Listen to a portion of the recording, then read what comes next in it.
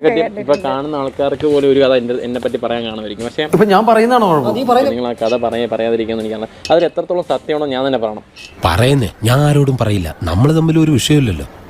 ഓരോ കഥ കൊണ്ട് വന്നാലും എനിക്കറിയാം എന്താണ് നടന്നാലും എന്തൊക്കെ നടക്കുന്നതെന്ന്. അതുകൊണ്ട് എനിക്കതൊന്നും ഒരു പേടിയില്ല.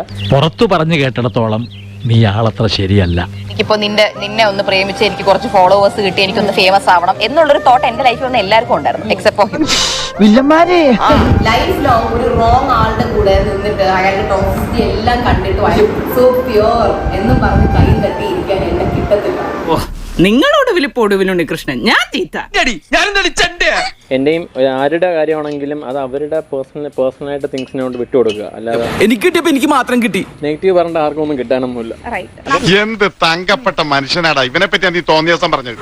ഓക്കെ, ഇതിന്റെ റിലേഷൻഷിപ്പ് സ്റ്റാറ്റസ് എന്താണ്? സിംഗിൾ ആണ്. അങ്ങനെയുള്ള വേണ്ടാത്ത ആഗ്രഹങ്ങളെ നിയന്ത്രിക്കാൻ എനിക്കിപ്പോ കഴിയുന്നുണ്ട്. പുതിയ റിലേഷൻ വേണം അങ്ങനെ ഒന്നും ധൃതിയൊന്നുമില്ല.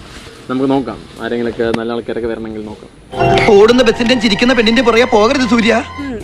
അപ്പൊ ഒരു പാർട്ട്ണറിന് അല്ലെങ്കിൽ വരാൻ പോകുന്ന ഒരാൾക്ക് നിനക്ക് ഡെഫിനറ്റ് ആയിട്ട് വേണമെന്ന് തോന്നുന്ന ക്വാളിറ്റീസ് എന്തായാലും നല്ലതായിരിക്കണം. എന്തോ കുത്തി പറയുന്ന പോലെ എനിക്ക് ഫീൽ ചെയ്യുന്നുണ്ട് കേട്ടോ. നല്ലൊരു സ്വഭാവം ഉള്ള ഒരാളായിരിക്കണം. പേഴ്സണാലിറ്റി വേണം. എന്ന് വെച്ചാൽ ഇതിലുള്ള ആൾക്കാരില്ലാന്നല്ല എൻ്റെ. അല്ലല്ല, ആ ചേച്ചി ഇഷ്ടമായിരുന്നു അല്ലേ?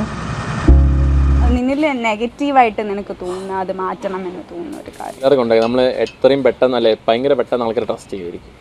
വിശ്വസിക്കരുതടാ, ലോകത്തോരെ പെണ്ണിനെ വിശ്വസിക്കരുത്. നീ ആ കൈ ഇങ്ങോട്ട് തന്നെ 100ൽ 100 മാർക്കാ നിനക്ക്.